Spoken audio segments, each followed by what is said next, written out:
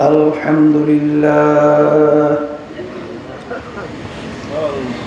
الحمد لله نحمده ونستعينه ونستغفره ونؤمن به ونتوكل عليه ونعوذ بالله من شرور أنفسنا من يهده الله فلا مضل له ومن يضلله فلا هادي له ونشهد أن لا إله إلا الله وحده لا شريك له ونشهد أن محمدا عبده ورسوله أما بعد فأعوذ بالله من الشيطان الرجيم بسم الله الرحمن الرحيم وما خلقت الجن والإنس إلا ليعبدون صدق الله العلي العظيم পিছনের শব্দ স্টেজ পর্যন্ত রিপ্লাই হয়, এই পাশের হরনের শব্দ আর পিছনের শব্দ একরকমের রাখতে বলি না। সবাই দুরূদ শরীফ পড়ি।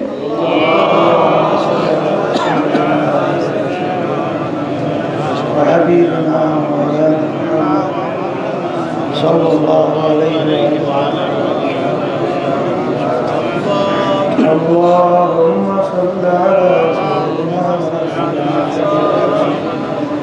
وحبيبنا ومولانا محمد صلى الله عليه وعلى آله وأصحابه وسلم. اللهم صل على سيدنا وحبيبنا ومولانا محمد صلى الله عليه وعلى آله وأصحابه وسلم. শুকরিয়া আদায় করতেছি মহান রব্বুল আলামিনের দরবারে।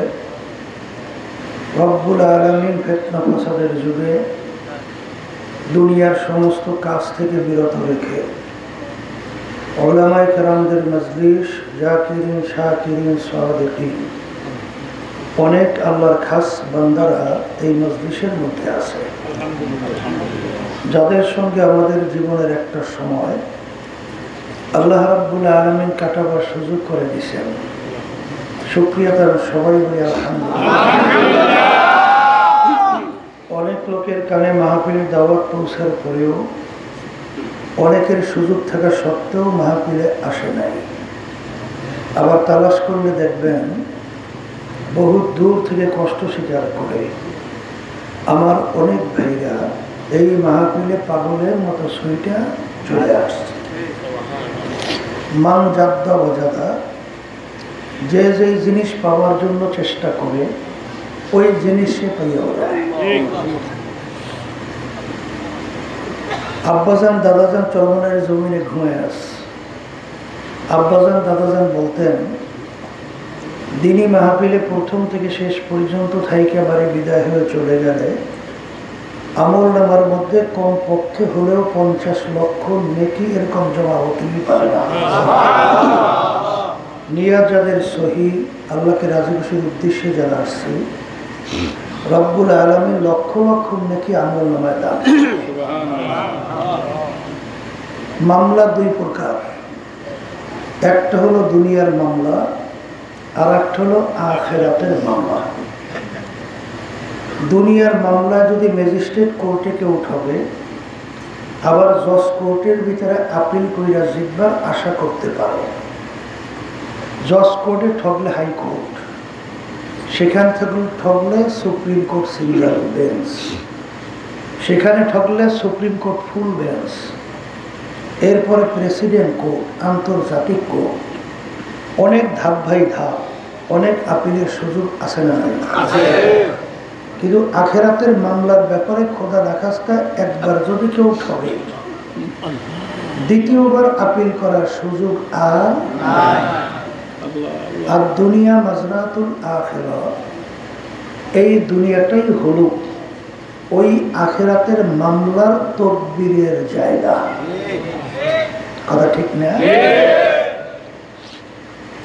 এখন দুনিয়ার ব্যাপারে যদি আমরা চিন্তা করি, দুনিয়া কিন্তু ক্ষণস্থায়ী,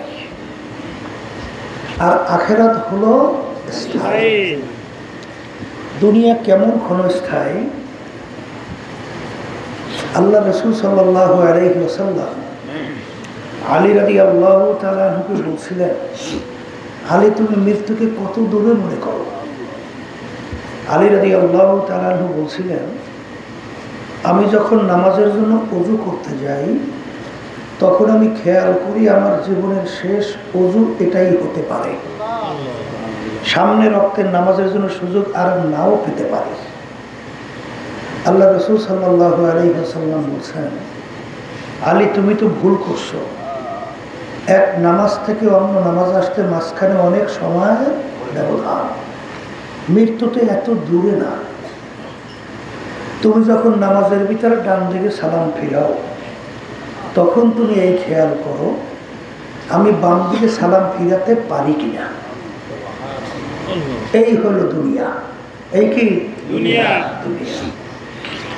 আর আখিরাতের জিন্দেগির ব্যাপারে আল্লাহ রাসূল সাল্লাল্লাহু আলাইহি ওয়াসাল্লাম বলছেন, তাম দুনিয়া যদি একটা গোডাউন তৈরি করো, জমিন থেকে আসমান, পূর্ব থেকে পশ্চিম, উত্তর থেকে দক্ষিণ, পুরো জায়গা যদি সরিষা দিয়ে ভুইরে রাখো, আর একটা পাখিকে যদি বলো কবুতর পাখি ট্রাক্টর সরিষার দানা খাবা, আবার 500 বছর পরে আর একটা সরিষার দানা খাবা, এরকম 500 বছর পর পর একটা সরিষার দানা খাইতে খাইতে একদিন না একদিন এই গোডাউন, পুরা গোডাউনের সরিষা শেষ হবে। কিন্তু আল্লাহ রাসূল সাল্লাল্লাহু আলাইহি ওয়াসাল্লাম বলে আখিরাতের জিন্দেগি শুরু হবে, আর ওই আখিরাতের জিন্দেগির সম্বল কামাই করার জায়গা কোথায়? দুনিয়াতে।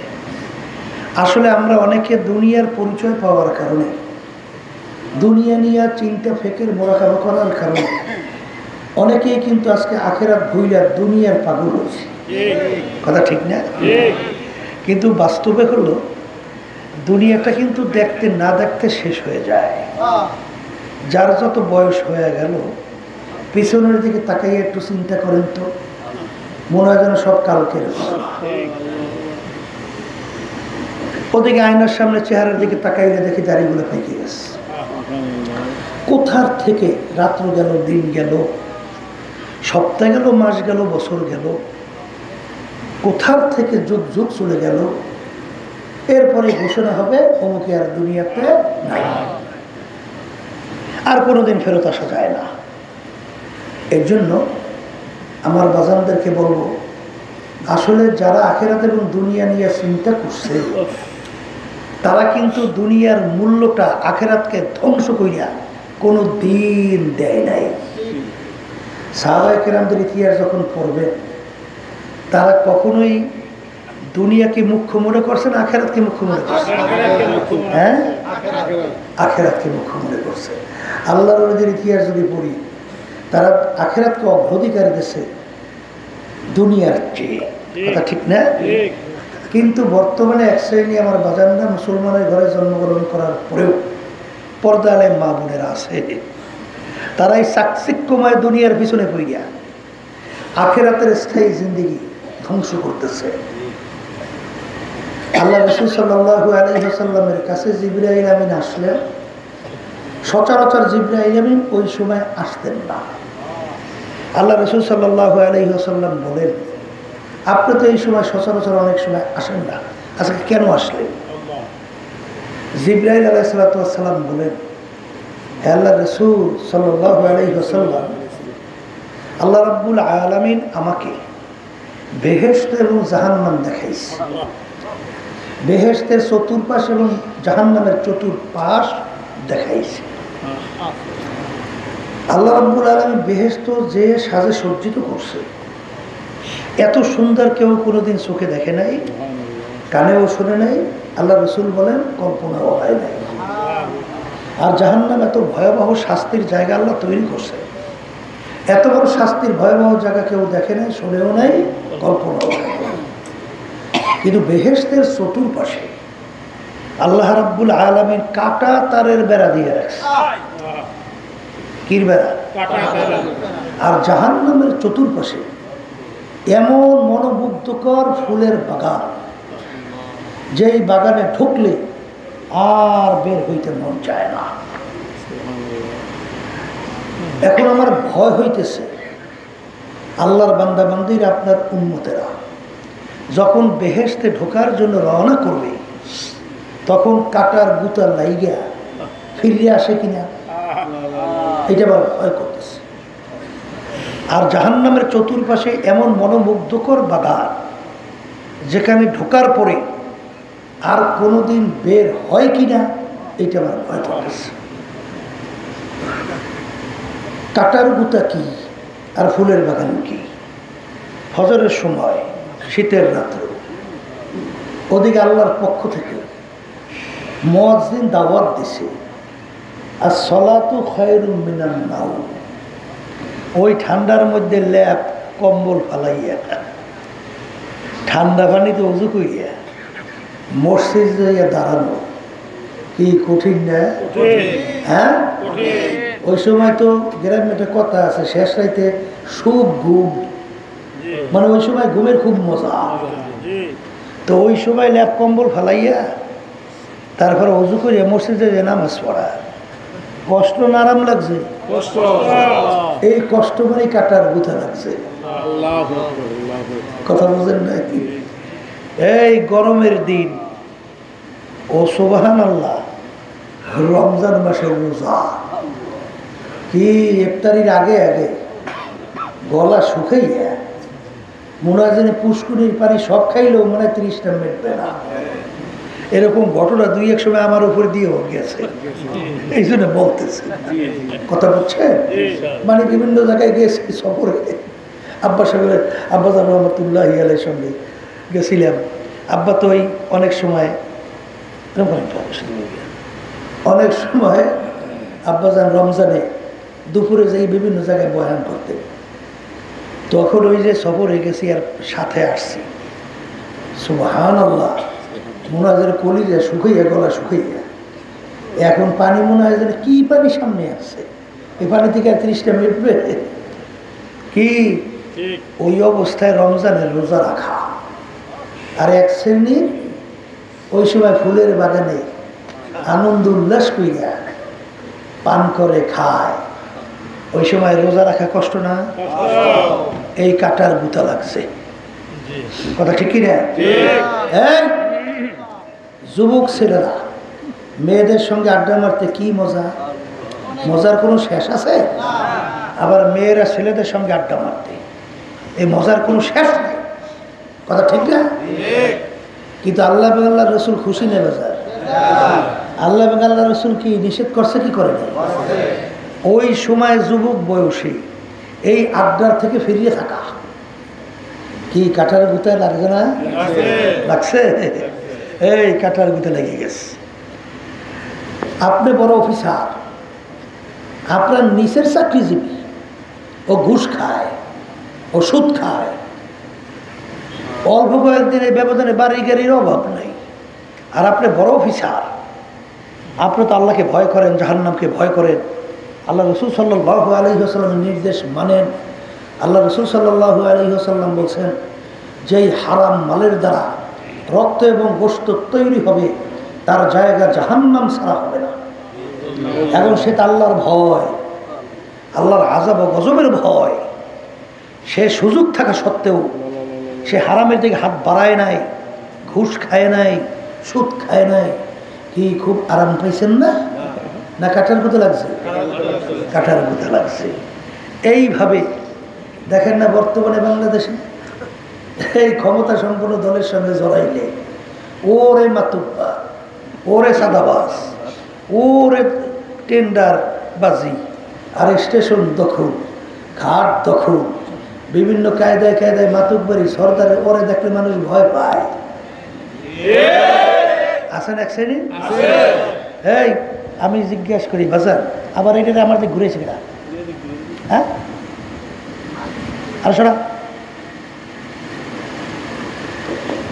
যেই কথা বলতে চাইছিলাম। আচ্ছা, মানুষ মানুষকে দেখলে ভয় পাইবে কেন? কি মানুষকে মানুষ দেখলে ভয় পায়? মানুষ তো ভয় পায় পাগলা কুত্তারে দেখে। একটা কুত্তা যদি পাগল হয় আর যদি হাম হাম করে দৌড়ে আপনার দিকে আসে, তখন রুহু লাগতে চায়, ভয়তে অস্থির। তাহলে মানুষ ভয় পায় পাগলা কুকুরকে, মানুষকে ভয় পাইবে কেন? তাহলে তোকে যখন এখন মানুষ ভয় পায়, তাহলে বুঝতে হবে তুই এখন মানুষ নেই, তুই এখন পাগলা কুত্তা, হিংস্র জানোয়ারের চোখ। আরে তোর মানুষ ভয় পাইবে কেন? মানুষ কাকে বলে? ওমর ফারুক রাদিয়াল্লাহু তাআলা অর্ধেক দুনিয়ার রাজত্ব করছিলেন, বাংলাদেশের মতো প্রায় 200 দেশের রাজা। আমির খুতবা দিতেছিলেন মসজিদের মধ্যে, এক মুরব্বী দাঁড়াইয়ে বলতেছেন, আমির আপনার খুতবা শুনব না প্রশ্নের উত্তর দেন না দেওয়া পর্যন্ত। কি প্রশ্নের উত্তর? আমির আপনি যে গায়ে জামা রাখছেন, জামাটা তো রিলিফের কাপড়ের জামা, তাই রিলিফের কাপড় আমিও পাইছি, আপনিও পাইছেন। আমার কাপড় দিয়ে তো আমার জামা হয় নাই, আপনার কাপড় দিয়ে আপনার জামা হইল কিভাবে? মানে বুঝাইতেছে আপনার ক্ষমতার চেয়ারে বসে সুযোগে কাপড় বেশি নিছে। আমির বলতেছে এই প্রশ্নের উত্তর দেবে আমার ছেলে আব্দুল্লাহ। আব্দুল্লাহ দাঁড় হয়ে গেছে। আব্দুল্লাহ বলতেছে যে আমিও রিলিফের কাপড় পাইছি, আব্বাও পাইছি। আমি দেখি আমার কাপড় দিয়েও আমার পুরো একটা জামা হয় না, আব্বার কাপড় দিয়েও আব্বার জামা হয় না, তাই আমি আমার কাপড়টাকে আমি আব্বাকে দান করছি। এখন এই দুইটা কাপড় মিলে আব্বার সুন্দর একটা জামা হয়েছে। আমিরুল মুমিনিন খুতবার মধ্যে সাধারণ একজন মানুষ প্রশ্ন করে, আমি খুতবা শুনবো না। ভয় পাইছে? আসতে পারে ভয় পাইছি। আর এখন সুটকে একটা দেখলে বড় বড় অফিসাররা ভয় পায়। কথা ঠিক কিনা? সেদিনকে দেখেন নাই ভিসি নির্বাচন, ওই যে ডাকসুতে এই একটা ইউনিভার্সিটির ভিসি, কত বড় শিক্ষিত, কত বড় সম্মানিত, তার সামনে যাইয়ে সুটকে ও যাইয়ে যেভাবে কথা বলছে, দুনিয়া উল্টে যাওয়ার কথা নেই। আগে শিক্ষকের সামনে ছাত্ররা কথা বলতো, তার ভিতরে আদব ছিল, ভদ্রতা ছিল, কথার ভিতরে একটা মাপকাঠি ছিল, সৌন্দর্যতা ছিল। আর এখন কথা বলে মনে হয় যে গুন্ডামি চরিত্র আর শুয়ারের চোখ খারাপ। তো ওদের দেখলে মানুষ ভয় পায় না? হ্যাঁ, এখন বুঝে গেল মানুষ নাই, ও কুত্তার চোখ খারাপ হয়ে গেছে। কথা ঠিক কিনা? আমার বাজানদেরকে বলবো ভালো করে বোঝা লাগবে। তাহলে বোঝা গেল যে আপনি এত বড় অফিসার হওয়ার পরেও হারামের দিকে হাত বাড়ান নাই, কাটার কুতা লাগছে, বেড়া পার হয়েছে। কথা ঠিক না? এই আল্লাহর বান্দারা, এই দলের সঙ্গে জড়াইলে দুনিয়ার দিক থেকে মাতুব্বর, এই আমি অমুকের লোক, শোনেন নাই? অমুকের লোক, কায়দা কি? কথা বুঝেন না? আরে কপাল রে কপাল। এবার এই অবস্থায় আপনি যদি উল্টা নৌকা ধরেন, তখন গালি তো শোনাই লাগে, মাইর খাওয়ারও তো ভয় থাকে, জেলে যাওয়ারও ভয়। কিছুদিন আগে শোনেন নাই আমাদের বিরুদ্ধে কি বক্তব্য রাখছে, স্লোগান কি দেওয়া দিয়েছে, শোনেন নাই?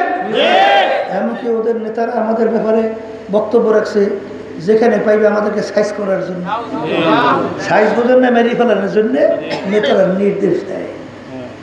নাউজুবিল্লাহ বলে কি? এখন ওরা যা বলবে অন্যায় করুক আর যা করুক কিছু বলতে পারবেন না। বলবো কি কথা কর না, বললেই তো ভয় আছে, আছে না?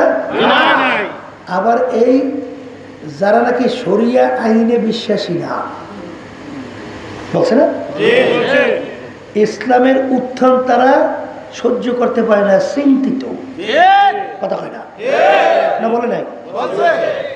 এরপরে আবার কি বলছে, বলছে যে মৌলবাদীদের অবয়ারও বাংলাদেশে যেন না ঘটে, শোনেন না? আবার এই এর পক্ষে কিন্তু একজন আমাদের মতো দাঁড়িয়েওয়ালা টুপিওয়ালা রামবাজা বেরো না, নামছে না? নামে নাই? নামছে, আজীবন ছিল, কেয়ামত পর্যন্ত থাকবে। বাদশাহ আকবরের সময় আবুল ফজল ফয়েজ ওই জমানের ভিতরে সবচেয়ে বড় জানন্দ পণ্ডিত, অত বড় জানন্দ পণ্ডিত আর দ্বিতীয় তালাশ করে পাওয়া যায় না। কোরআনুল কারীমের বিনা নোক্তার হরফ দিয়া 30 পারা কোরআনুল কারীমের তাফসীর আছে, কিন্তু হুব্বুদ দুনিয়া রাসু কুল্লি খতিয়াতি, আল্লাহ রাসূল সাল্লাল্লাহু আলাইহি ওয়াসাল্লাম বলেন সমস্ত গুনার মূল হলো এই দুনিয়ার মোহ। আজীবন এক শ্রেণীর কিন্তু বিভিন্ন লেবাস সুরত লাগাইয়া এই ক্ষমতাশীলদের দালালি করছে। এদের দালালি করার কারণে আজ বাংলাদেশে 53 বছর স্বাধীনতার পরেও এত মুসলমান বাংলাদেশে শতকরা 92 জন মসজিদের ভিতরে জুমার দিন মসজিদে মুসল্লি ধরে না। যেই দেশের ভিতরে আজানের শব্দে বাচ্চাদের ঘুম ভাঙে, সেই দেশের ভিতরে আজানের শব্দে বাচ্চারা মায়ের কোলে ঘরে যায়, সেই দেশের মধ্যে ইসলাম নামক নীতি আদর্শটা পরাজিত, কথা বলে না? আজকে যদি ওলামায়ে কেরাম মুসলমান তাদের নীতি আদর্শ হলো ইসলাম, এইটার পক্ষে যদি আজকে আওয়াজ তুলে, বলতে গেলে কালকে ইসলাম ক্ষমতায়। এই কথা বলেন না? এই বিভিন্ন সূরাতে দেখবেন বিভিন্ন কথাবার্তা বের করবে, এইবার রাস্তায় নামবে, কিন্তু শুনেন অমাকার আল্লাহ, আল্লাহু খায়রুল মাকিরিন। আমার মালিক বলেন ওরা ষড়যন্ত্র করবে, এর চেয়ে বড় কৌশলে আমি মালিক, ঠিক না? বুঝলাম। তাইলে ইসলাম কিভাবে রাষ্ট্রীয় ক্ষমতায় যাবে সেই রূপরেখাটা দেয়। পর গাছে কোনোদিন শক্তিশালী হয় না, পর গাছাই। কিন্তু তোমরা কি পর গাছে আজীবন থাকবে না গাছ হবা? তাইলে তোমরা গাছ হবা কিভাবে? আজীবন যদি আরেকটার উপর ভর করো, পর গাছাই তো থাকবা, গাছ হয় কবে? হয় কোনোদিন? হবে কোনোদিন? আল্লাহ মাফ করেন আমাকে সবাই। হায় হায় হায়,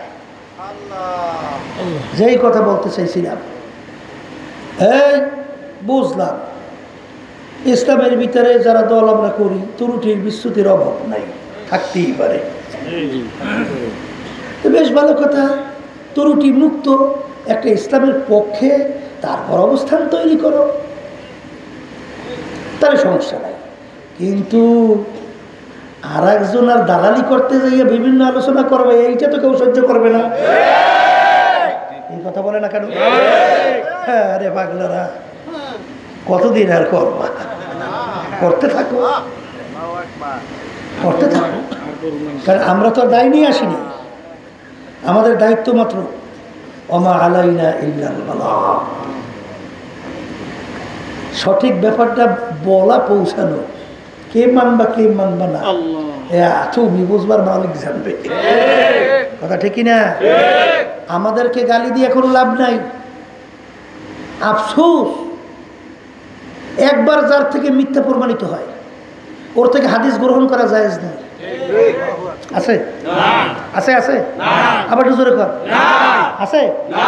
এই হাদিস গ্রহণ করে যে হাদিস রাবির জন্য শর্ত কি? আদালত থাকতে হবে, জব্দ শক্তি থাকতে হবে। একবার যদি তার থেকে আদালতের থেকে কি হয়, ব্যতিক্রম হয়, কি ওর থেকে মিথ্যা যদি প্রকাশ হয়, ওর থেকে আর কোনোদিন সাক্ষী গ্রহণ হয় শরীয়ত কি কয় যে একবার মিথ্যা কথা বলে ওর থেকে সাক্ষী গ্রহণযোগ্য না। তাই আমাদেরকে বলে আমরা নাকি আওয়ামী লীগকে 15 বছর বাতাস করছি। এটা মিথ্যা না সত্য? কেমন মিথ্যা? এই এখন এই রাত্র যদি দিন কর, এটা কেমন মিথ্যা? হ্যাঁ, এখন দিনের রাত্র বেলা রাত্রের দিন এরকম এসেও করি মিথ্যা। কথা ঠিক না? ঠিক। এই দালালের দলেরা, হে স্বার্থন্বেষী দলেরা, হে ক্ষমতালোভীরা, ভালো করে যাই না রেখো। ইসলামী আন্দোলন প্রতিষ্ঠিত 1987 সালে। অদ্যাবধি পর্যন্ত একটা এমপিও কিন্তু আমাদের সংসদে যায় নাই। সুযোগ কিন্তু কম যায় নাই। বিএনপিও কিন্তু চেষ্টা কম করে নাই। আওয়ামী লীগের চেষ্টা কিন্তু কম করে নাই। এমনকি 300 আসনের পর্যন্ত খরচ দিয়ে দিয়া এইবার সিট নিশ্চিত কতটা লাগবে তাদের দায়িত্ব নিয়ে এই প্রস্তাব নিয়েও কিন্তু আসতে ভুল করে নাই। এমনকি বিরোধী দল বানাইতেও চিন্তা করছে। কিন্তু আল্লাহর রহমতে আপনাদের দোয়ায় এই খুনিদের, এই চাঁদাবাজদের, যারা এই তামাম দুনিয়ার ভিতরে এই সুন্দর দেশটাকে 5 বার চোরের দিক থেকে ফাঁস বানাইছে, যারা লক্ষ লক্ষ নিরপরাধ মানুষদেরকে কেসের মাধ্যমে সংসার বিলীন করছে, কথা বলে না, যারা খুন করছে, গুম করছে, আয়নাঘর তৈরি করছে, এই যারা দিল্লিতে বৃষ্টি বললে বাংলাদেশের সাথী ধরছে, এবং যারা ওই নিয়ম অনুযায়ী এখন ভারতের এজেন্ট হইয়া জিন সওয়ার হইয়া ওই তাদের চিন্তা যাদের মুখ থেকে বের হয়, ইসলামী আন্দোলন বাংলাদেশ কখনোই এই অন্যায়কারীদের, এই মিথ্যুকদের, চাঁদাবাজদের, এই খুনিদের, এই গুমিদের কখনই ক্ষমতায় যাওয়ার সহযোগী সিঁড়ি হিসেবে ব্যবহার করে। কথা বুঝছেন?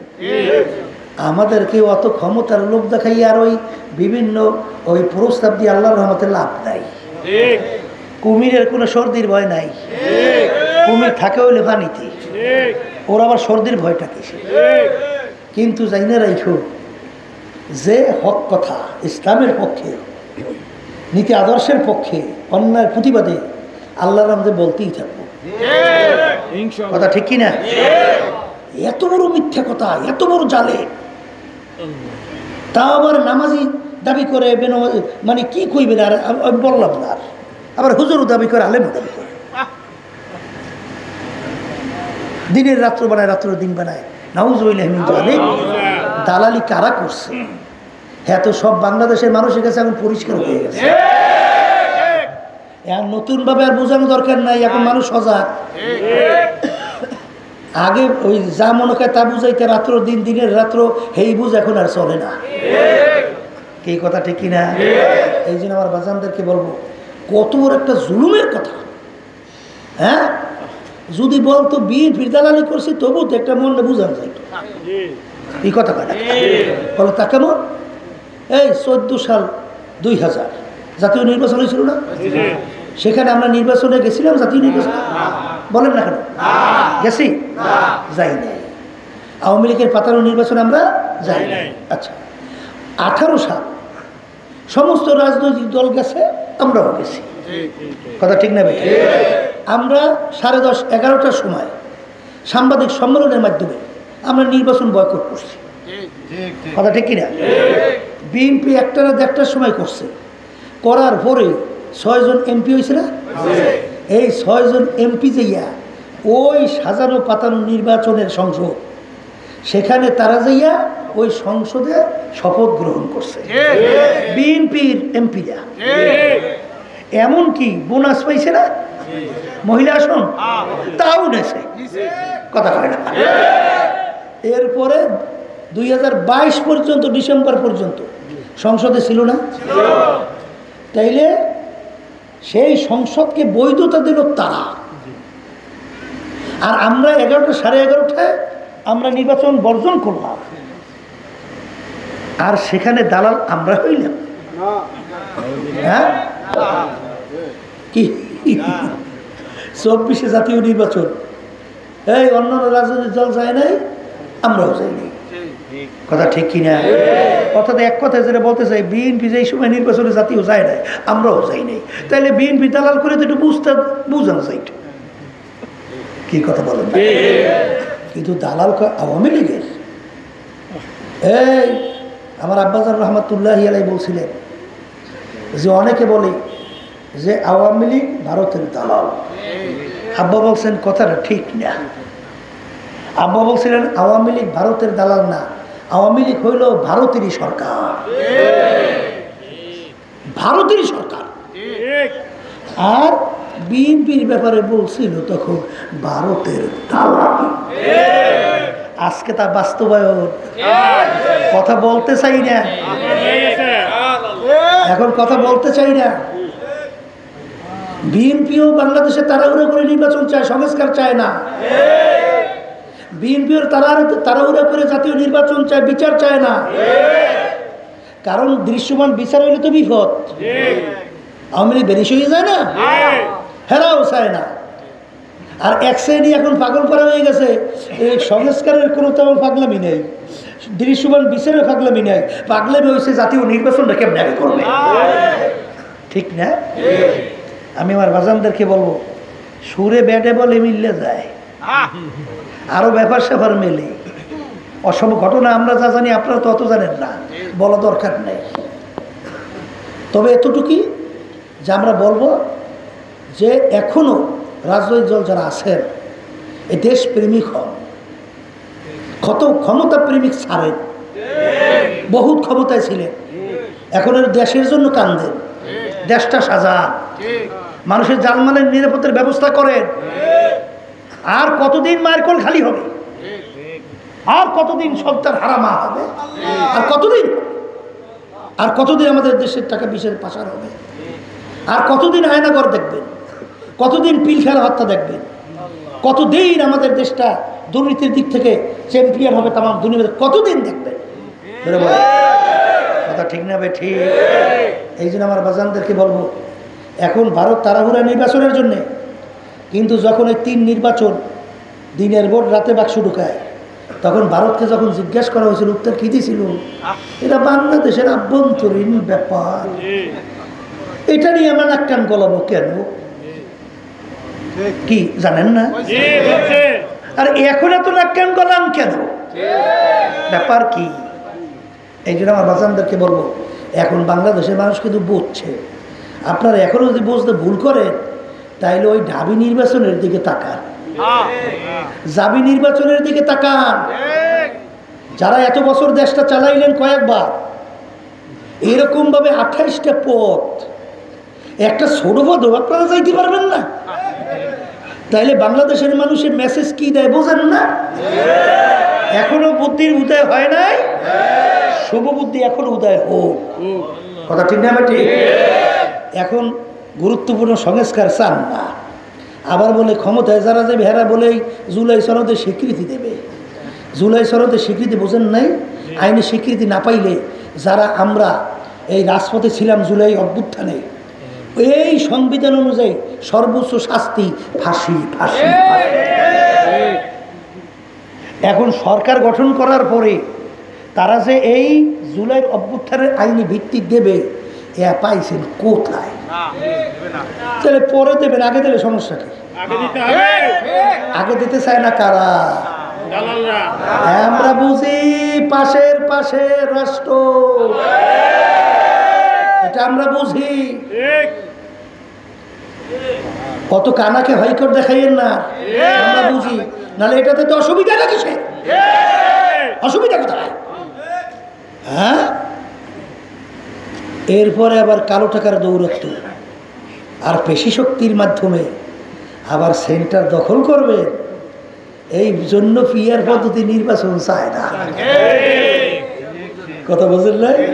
পিয়ার বলে বুঝি না, খায় না বলে মাথায়। তাই ঠিক আছে, বুঝছেন না, খায় মাথায় বুঝবেন না, আরো বুঝবেন। একটু সময় অপেক্ষা করে দেখতে যাবে কেমনে বোঝে। কথা বুঝেন নাই? আমার পক্ষে রাগ করিলেন না, কিন্তু আল্লাহর রহমতে আপনাদের দোয়ার বরকতে ইসলামী আন্দোলন বাংলাদেশ আমরা রাজনীতি করি ইবাদতের উদ্দেশ্যে। নট এমপি, নট মন্ত্রী, নট সম্পদ, নট সম্মান। আমাদেরকে আল্লাহর ফজল ও করমে ওই কথা বলে কোনো লাভ নাই।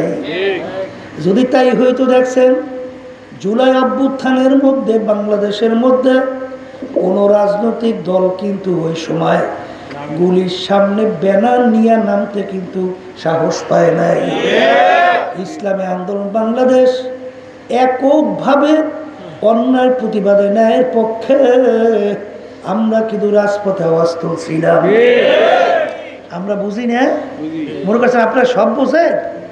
যদি খোদা না কাজটা অভ্যুত্থান না হইতো তা আমাদের দফা জরা রফা করার চেষ্টা করতো।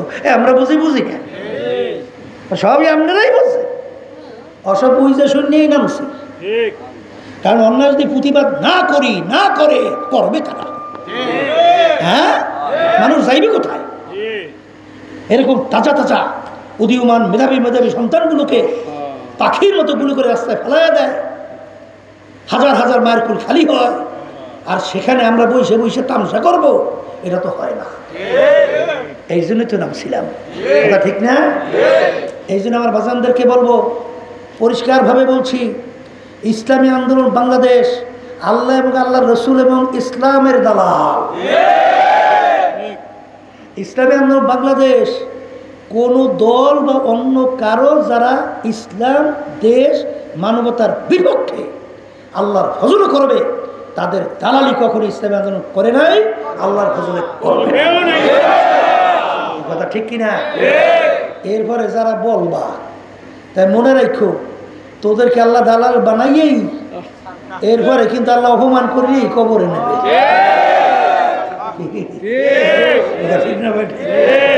যাই হোক, যেই কথা বলতে চাইছিলাম, ওমা খলাকতুল জিন্না ওয়াল ইনসা ইল্লা লিয়াবুদুন। আমার মালিক 18,000 কম বেশি মাখলুকাত সৃষ্টি করছেন। এর ভিতরে একটা মাখলুকের নাম হলো মানুষ, আর একটা মাখলুকের নাম হলো জিন জাতি। এই দুইটা জাতিকে আল্লাহ কেন সৃষ্টি করছেন? আমার মালিক বলেন আমার ইবাদতের জন্য। সবাই বলি সুবহানাল্লাহ। ইবাদত একটা আরবি শব্দ, উর্দুতে বলে গোলামি, বাংলা অর্থ হলো মালিকের হুকুম অনুযায়ী চলা। মালিকের হুকুম অনুযায়ী চলার নামই হলো ইবাদত। বলেন বলেন, মালিকের হুকুম অনুযায়ী চলার নামই হলো ইবাদত। নামাজ পড়া যেরকম নাকি ইবাদত, নামাজ না পড়াও কিন্তু ইবাদত। রোজা রাখা যেরকম নাকি ইবাদত, রোজা না রাখাও কিন্তু ইবাদত। অনেকে বলতে পারেন হুজুর নামাজ পড়লে তো ইবাদত হবে, নামাজ না পড়লে ইবাদত কিভাবে হয়? বাজার সূর্য উঠতেছে, ঠিক মাথার উপরে চলে আসছে, সূর্য ডুবতেছে, এই সময় যদি কেউ নামাজ পড়েন সব না গুনাহ? তাইলে নামাজ পড়ার পর সব পাওয়া যায় নাই, আমল নামায় গুনাহ জমা হয়েছে। ঈদের দিন যদি কেউ রোজা রাখে সব না গুনাহ? রাখলেন রোজা, পাইলেন গুনাহ। কারণ কি? ওই রোজাটা মালিকের হুকুম অনুযায়ী হয় না। আমার মালিক তোমাকে আমাকে বানাইছেন তার ইবাদতের জন্য।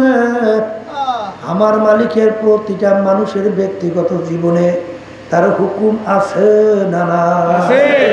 পারিবারিক জীবনেও আছে, সামাজিক জীবনেও আছে, কামাই খরচের মধ্যেও আছে, বাজান আন্তর্জাতিক রাজনৈতিক জীবনে আছে না নাই? সর্বক্ষেত্রে আমার মালিকের হুকুম আছে। আমার বাজানদেরকে বলবো, পর্দারে মা বোনরা যারা শুনতেছেন, বাজান আল ইয়াউমা আকমালতু লাকুম দীনাকুম ওয়া আতমামতু আলাইকুম নি'মাতি ওয়া রাদিতু লাকুমুল ইসলাম দীনা। আল্লাহ হাবিব সাল্লাল্লাহু আলাইহি ওয়াসাল্লাম বিদায় হজের ভাষণে জাবালের রহমতে ঘোরায় তার বাহনের উপরে দাঁড়িয়ে প্রায় 100 লক্ষের কাছাকাছি সাহাবায়ে কেরাম তাদের সামনে এই আয়াত শরীফ তেলাওয়াত কইরা আল্লাহর হাবিব শুনাইলেন অর্থ, আল ইয়াউমা আকমালতু লাকুম দীনাকুম, আজকের এই দিন ইসলাম বা দিন পরিপূর্ণ। ইসলামের ভিতরে বাড়তি কমতি আর কোনো দিক নাই। অন্য আয়াতে আল্লাহ বলে ইয়া আইয়ুহাল্লাযীনা আমানু দুখুলু ফিস-সিলমি কাফা, এই ঈমানদারেরা যারা আমাকে বিশ্বাস করো তোমরা দ্বীনের ভিতরে পুরাপুরি ঢোকো। অনেক সময় আমার আব্বাজান বলতেন বাজান ছাত্র ছাত্রী 10 সাবজেক্টে পরীক্ষা দেয়, 9 সাবজেক্টে যদি 99.99 নম্বর পায়, এক সাবজেক্টে যদি ফেল করে ছাত্র কিন্তু ফেল। বাজান ঠিক 33 করে নম্বর যদি প্রতিটা সাবজেক্টে পায় ছাত্র কিন্তু পাস। আমি আমার ভাইদেরকে বলবো, পর্দা আলে মা বোনদেরকে বলবো, আমার মালিক বলছেন দ্বীনের ভিতরে পুরা ঢোকো।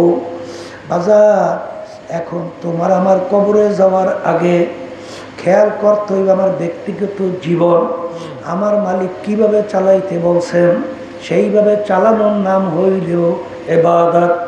জোরে বলেন কথা ঠিক কিনা? আমার মালিক পারিবারিক জীবন আমাকে কিভাবে চালাইতে বলছেন ওইভাবে চালাবার নামই হলো ইবাদত। কথা বলে না? এই সামাজিক জীবন আমার মালিক কিভাবে চালাতে বলছেন ওইভাবে চালাবার নামই হলো ইবাদত।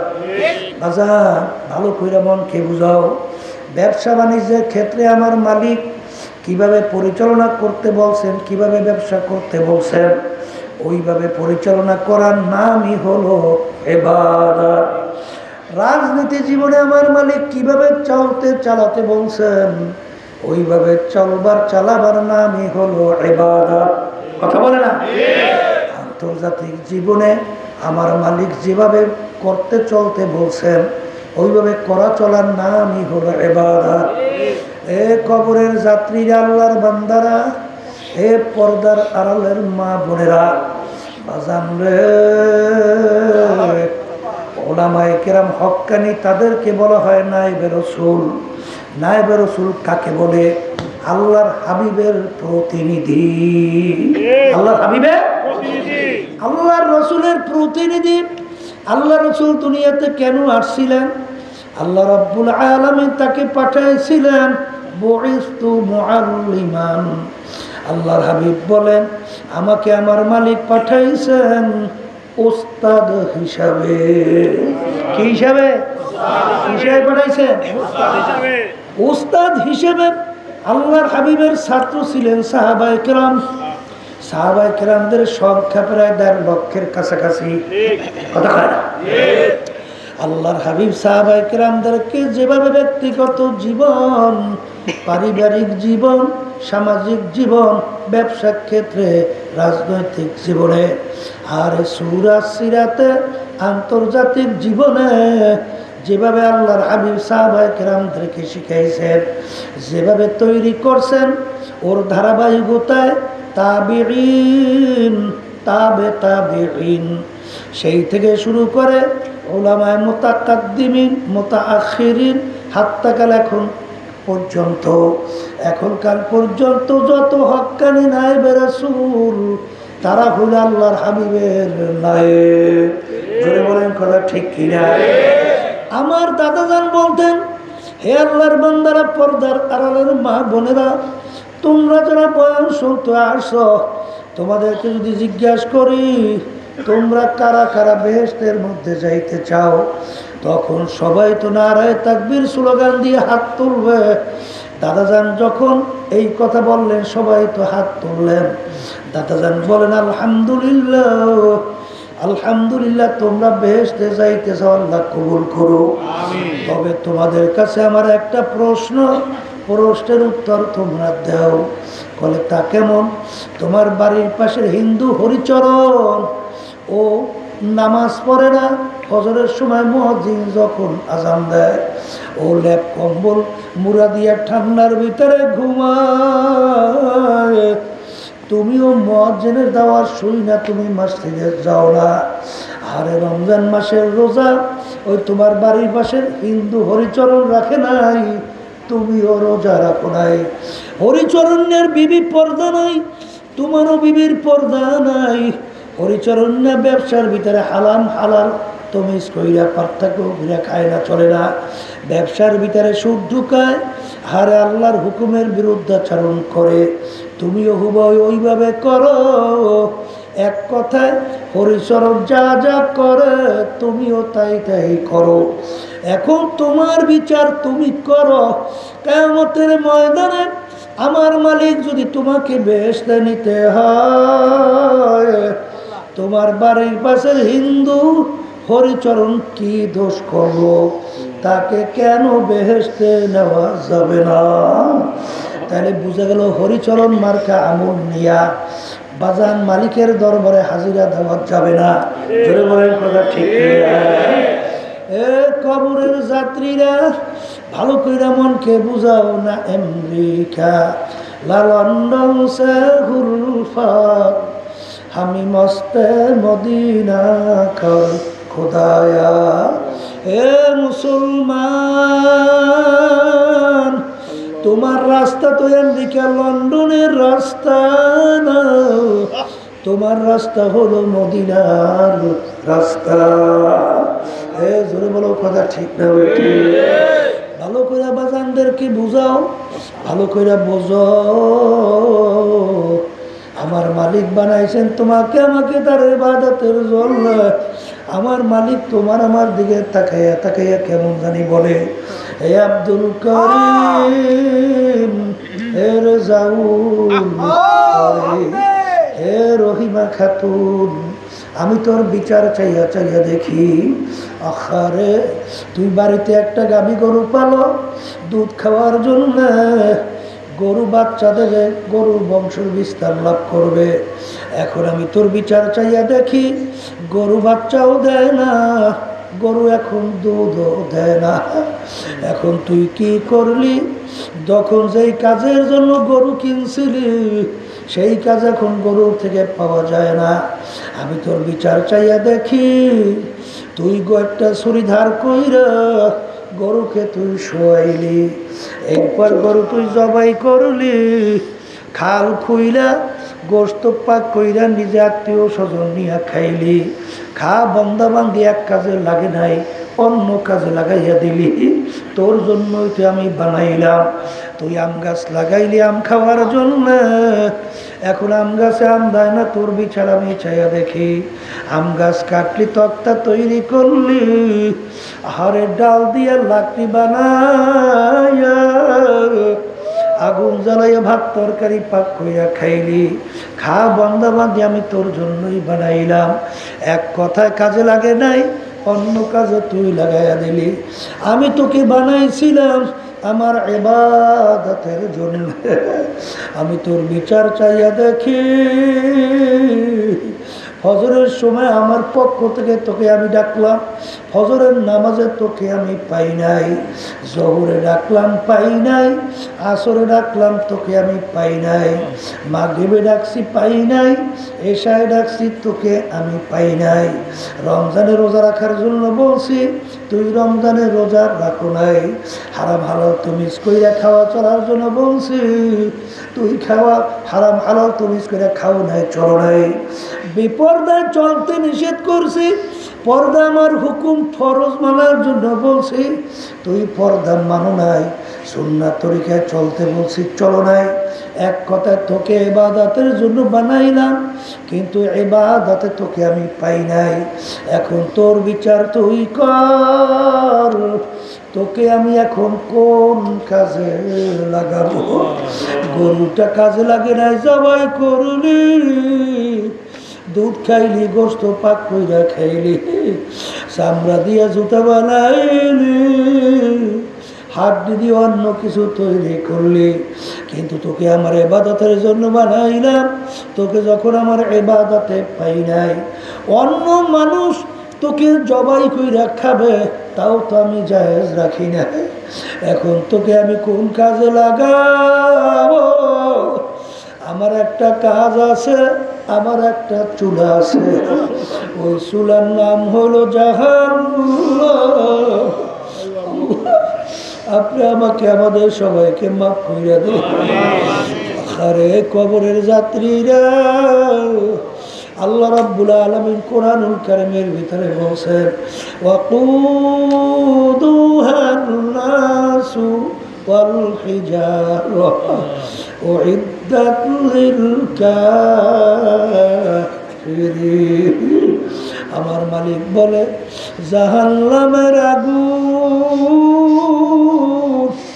জ্বালাবো মানুষ এবং পাথর দ্বারা। আল্লাহ আপনি আমাকে মাফ, আমাদের সবাইকে মাফ কইরা দেন।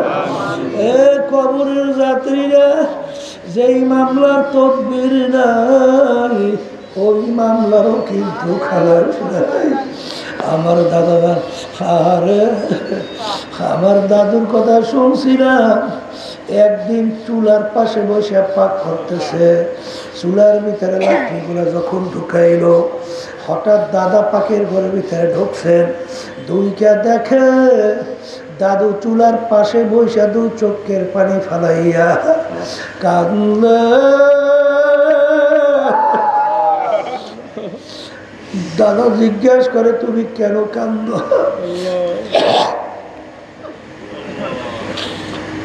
আহা তোমার কি হইল, তুমি কেন কান্দ? দাদু বলে আমি যখন লাকড়িগুলা চুলার ভিতরে ঢুকাইলাম, লাকড়ির মাথায় যখন আগুন লাগিয়া গেল, ওই আগুনের তেজে লাকড়ির পিস থেকে রসগুলো কষগুলো পস পস পস পস কইরা বাইরে হইতে আছে। ওইটা দেখে আমার কবরের কথা মনে পড়ে গেছে, জাহান্নামের কথা মনে পড়ে গেল। খোদার আকাশ আমি যদি নাফরমান হইয়া যদি আমি কবরে যাই, আমি যদি জাহান্নামের খোদার আকাশ আগুনের ভিতরে জ্বলি, যখন আমার কলিজার ভিতরে আগুন লাগিয়া আমার 360টা জোড়া দিয়া হাড্ডির রসগুলো ফস ফস করে বাইরে হইয়া যাও, আমি কেমনে সহ্য করব?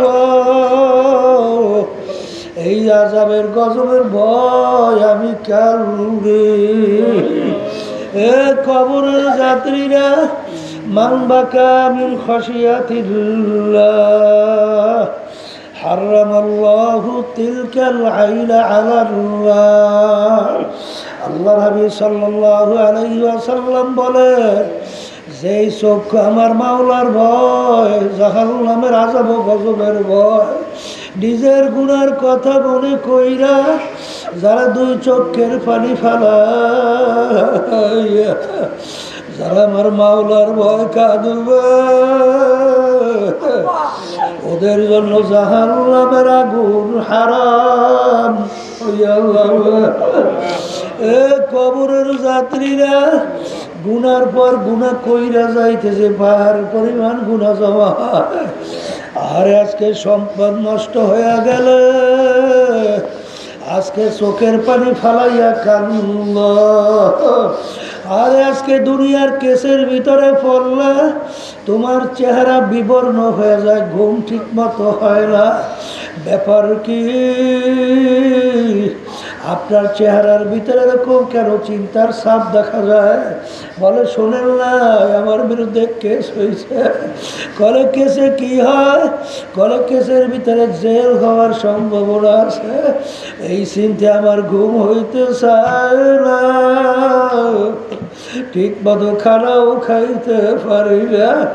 আজকে শুধু দুনিয়ার আজকে জেলের ভয়, আজকে যদি তোমার খানা ঘুম নষ্ট হইতে পারে, আমার মালিকের আযাব গজব এত ছোট হইয়া গেল। আমার মালিকের আযাব গজবের ভয় তোমার কেন চোখে পানি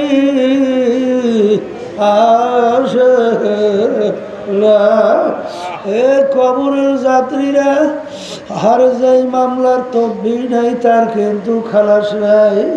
আহারে আশায় থাইকো না রে বাজান, আল্লাহকুমুত তাকাসুর হাত্তা যুরতুমুল মাকাবির। আল্লাহু আকবার, আরো আরো বাঁচবো, আরো অমুক তমুক সমুক করবো, এরকম বলতে বলতে হঠাৎ একদিন দেখবে মালাকুল মউত আজরাইল হাজির যখন না ফরমানের সামনে আসবে তার মাথা আসমানে পাও তার জমিনে। আল্লাহু আকবার। নীল রঙের মতো দিঘির মতো দুইটা চক্ষু, সারা শরীরের ভিতরে লম্বা লম্বা কালো কালো কতগুলো পশম, প্রত্যেক পশমের গোড়া দিয়ে আগুনের জিহ্বা বাইরে হইতে থাকবে। আল্লাহ এই অবস্থা দেখে নাফরমানের রূহ তো তার বের হইতে চাবে না। 360টা মাকামের ভিতরে পালাপালি করবে। আলাইহিসসালাম গোসা হইয়া দুই চক্ষু তারাইয়া এমন ভাবে ধমক মারবে, খবিস আমার মালিকের সমস্ত নেয়ামত ভোগ কইরা আমার মালিককে যেরকম বলছো, আজকে আমার মালিক তোকে ধইরা নেওয়ার জন্য পাঠাইছে। আর আজকে আর কোনো কাজ হবে না। এই কথা বলে যখন রূহটাকে খপ কইরা ধরবে, টান মারবে, কলিজার রগগুলা সেইরা সেইরা যখন নিয়ে যাবে। আল্লাহু আল্লাহ। এই জন্য আমার বাজানদেরকে বলবো, পর্দারে মা বোনদেরকে বলবো, যেই মামলার তদবির নাই ওই মামলারও কিন্তু খালাস নাই। অনেকে বলো হুজুর আরে আমরা তো আলেম না, আমরা তো বুঝি না। বাজার না বুঝলে হক্কানি আলেমদের কাছে যাও। বাজার কার কাছে যাবা? যাদের আমলের সঙ্গে সাহাবায়ে কেরামদের আমলের সঙ্গে মিল আছে। ধোঁকাবাজদের কাছে যাইয়া বাজান জীবন শেষ করে জাহান্নামের কাষ্ট হইও না। কারণ বাজান ভালো কইরা মনকে বুঝাও, আমার মালিক আল্লাহু আকবার যদি জিজ্ঞেস করে আরে কেন আসো নাই ঠিক মতো আমার হুকুম না মাইনা মাইনা কেন আসো নাই, যদি বলো মালিক বুঝি নাই, তখন মালিক বলবে সব বোঝো আর এইটা বোঝো নাই ওরে খবিস। এই জন্য আমার বাজানদেরকে বলবো, পর্দারে মা বোনদেরকে বলবো, আশায় না থাইকে যখন মালিক মাহফিলে নিয়ে আসছেন, আমার মালিক বড় দয়ার মালিক, বড় মায়ার মালিক। যদি মাপ চাওয়ার মতো চাইতে পারো, আমার মালিক শুধু মাফ করবেন তাই না, তোমার আমার গুনাহকে নেকের দ্বারা পরিবর্তন কইরা দিবে।